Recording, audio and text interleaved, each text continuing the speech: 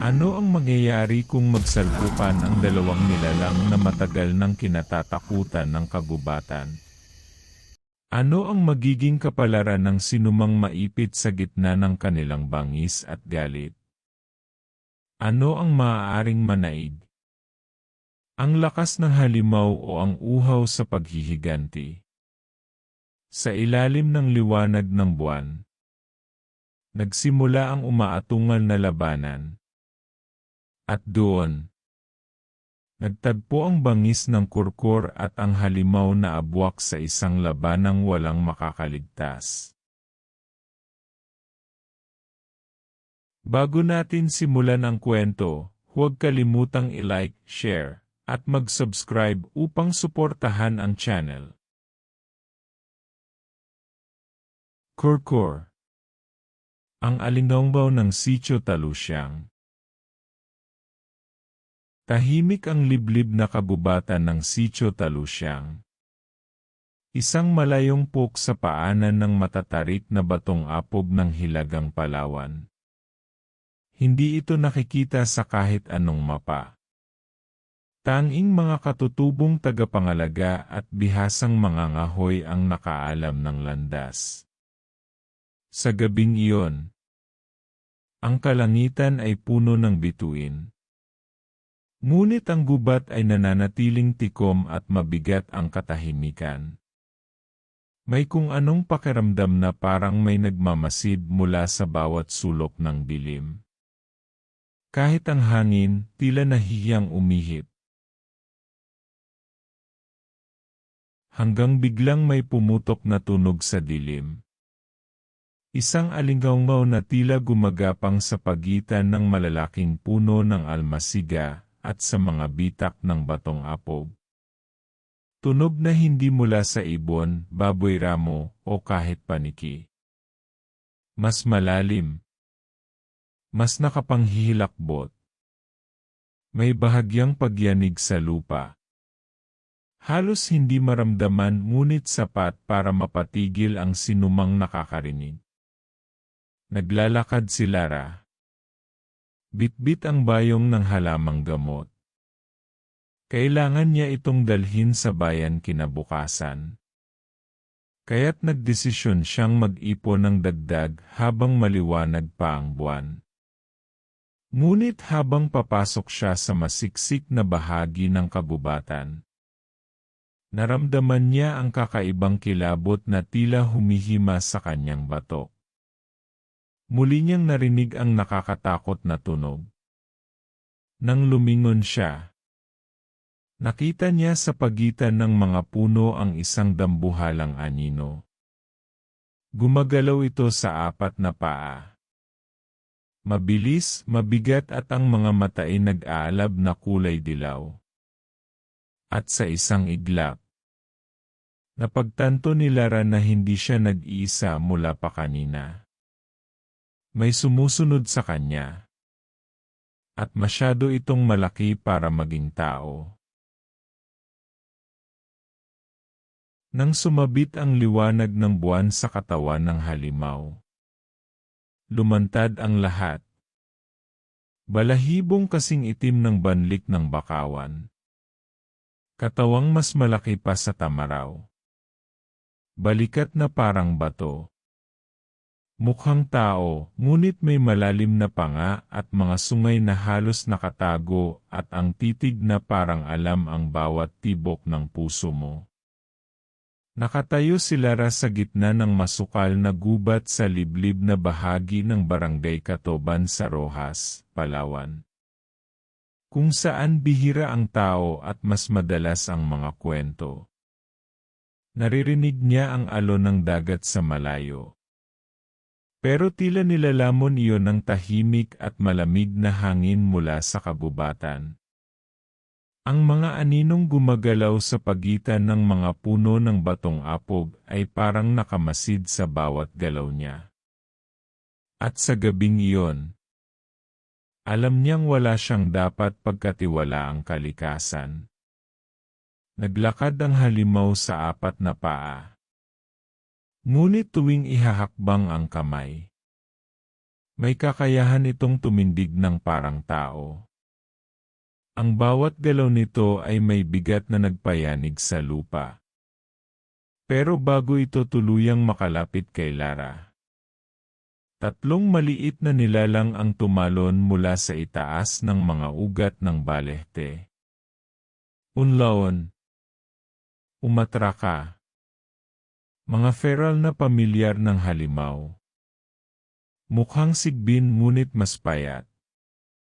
May kumikislap na mata. At buntot na parang usok na umiikot sa hangin. Humarang ang tatlong unlaon. Ngunit hindi nila inatake si Lara.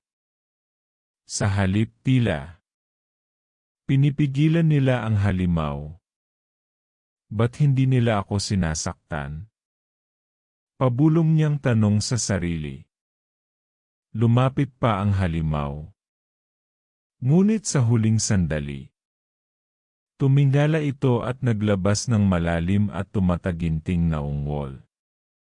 At sa isang iglap, tumakbo ito palayo. Papunta sa mas malalim na bahagi ng kagubatan malapit sa mga kuweba ng Batong Apog. Iniwan si Lara na nanginginig. Ba't siya hindi inatake? Ano ang nakita nito sa kanya? At bakit parang kilala siya nito? Kinabukasan. Ang unang pinuntahan ni Lara ay ang kubo ni Tandang Usyo. Ang matandang albularyo ng Sitio Talusyang. Ang kanyang tirahan ay nakadikit sa isang malawak na ulok-ulok.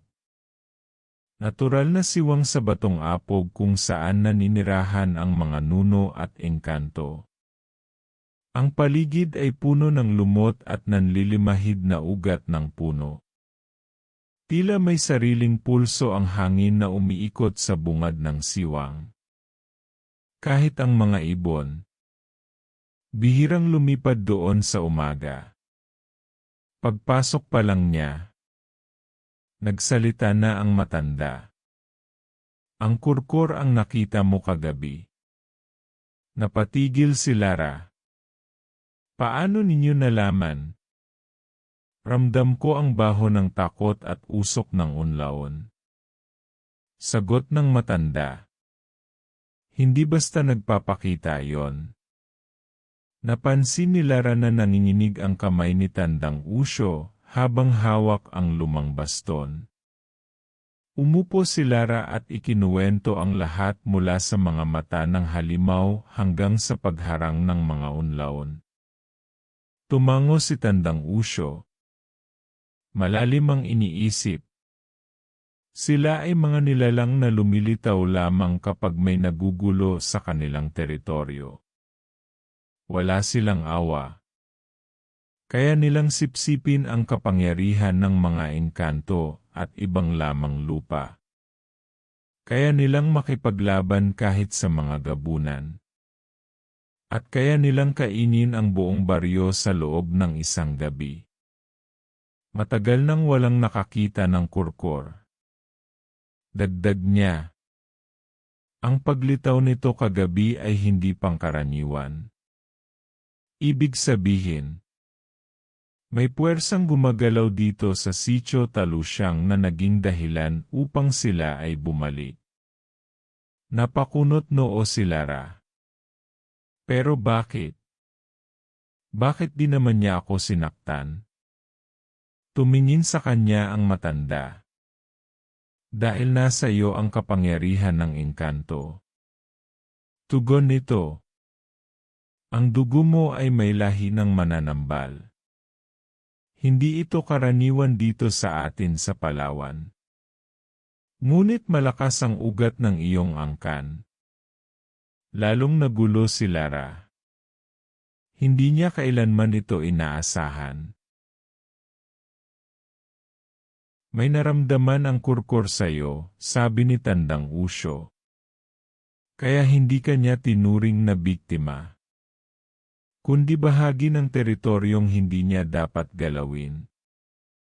Ang mga kurkur ay bihirang umatras kaya't kung ginawa niya yon, may dahilan siyang hindi pa natin alam. At bago lumabas si Lara, humuni ang hangin sa ulok-ulok. Isang bulong. Kurkurk. Parang nilalang na tumatawag sa kanya mula sa kailaliman ng kabubatan. Nang muling sumapit ang gabi, hindi na takot ang laman ng dibdib ni Lara. Bagkus na puno ito ng tanong at pagkamangha.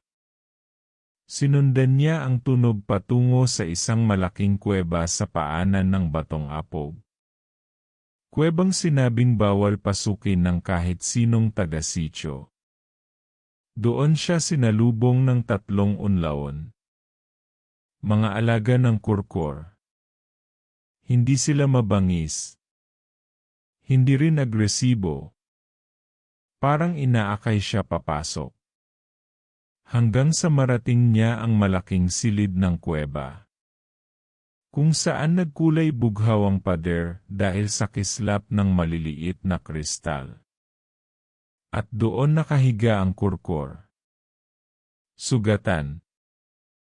Isang malalim na hiwa sa balikat nito. May itim na abo sa gilid. Hindi iyon normal na sugat. Dinapuan ng kilabot ang laman loob ni Lara. Anong nangyari? Bulong niya. Lumapit siya. Hinaplos ang sugat. At nagliyab ang kanyang palad ng maputlang liwanag. Kapareho ng liwanag ng mga anito na pumupukaw sa ulok-ulok. Nagulat ang kurkur. Ngunit hindi ito umatras. Sa sandaling iyon, naramdaman ni Lara ang presensya ng isa pang nilalang. Para bang nanggaling ito sa ilalim ng lupa. Isang abwak. Payat at baluktot ang katawan. May mahahabang daliring ginagamit panghilab ng bangkay. Ang mga mata nito'y mapulang kumikislap sa dilim. Wari laging uhaw sa laman. Abwak. Pabulong na wika ni Lara.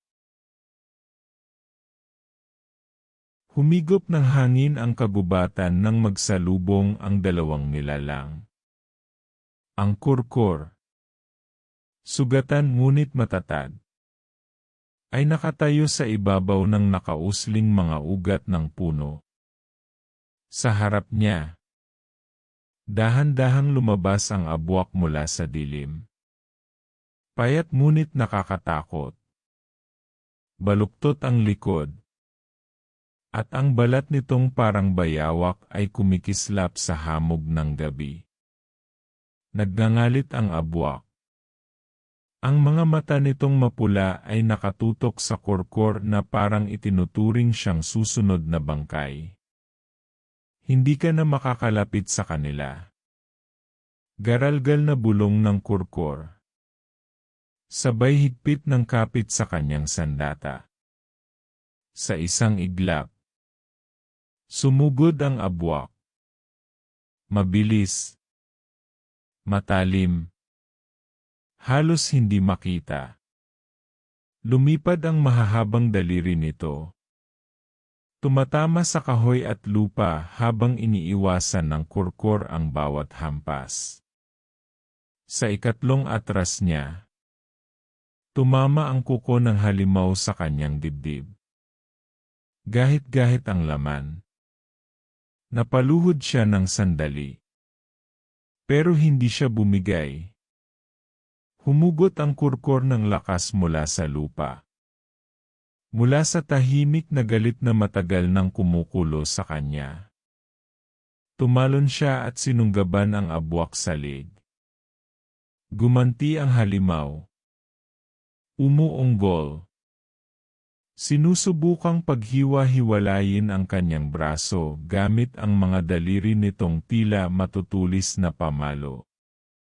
Ngunit kahit sugatan ay mas malakas pa rin ang kurkur. Itinapon niya ito sa batuhan. Nang mahagis ito ng kurkur, bumagsak ang abwak sa putik pero pagbalikwas niya, muling sumugod ang abwak. Doon nagtagpo ang dalawang bangis. Isang mabilis na saksak gamit ang kuko ang dumapo sa tagiliran ng abwak. Isang malakas na hampas ng daliri nito sa panga ng kurkur.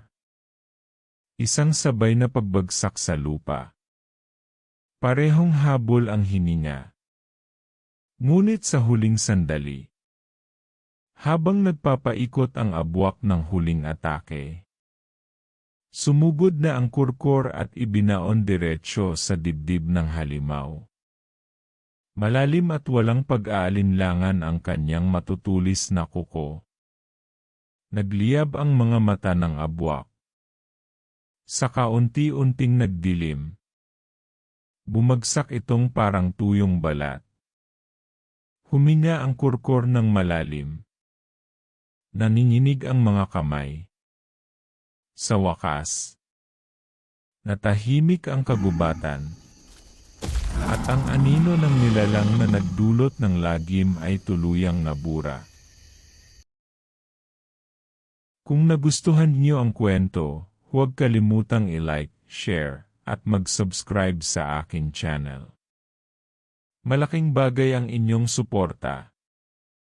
Gusto ko ring marinig ang inyong opinyon. Mangyaring mag-iwan ng komento sa ibaba.